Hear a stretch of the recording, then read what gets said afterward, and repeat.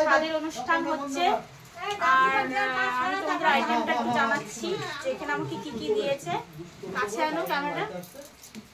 এখানে হলো সাদা ভাত রয়েছে, তার উপরে একটা পেঁয়াজ, দুটো লঙ্কা দিয়েছে, আর এখানে ভেন্ডি ভাজা, পটল ভাজা, আর হলো এটা হলো আলু ভাজা, এটা হলো বেগুন ভাজা, শাক ভাজা আর মাছ ভাজা।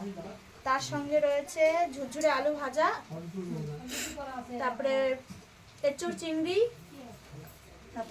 কাতলা মাছ, মুগ ডাল মাছের মাথা দিয়ে, আর মাছের মাথা, স্যালাড, এটা চষি কি এটা চষি, এটা হলো পাঁপড়, চাটনি, 5 রকমের মিষ্টি, আর এলো দই, আর এই যে জল।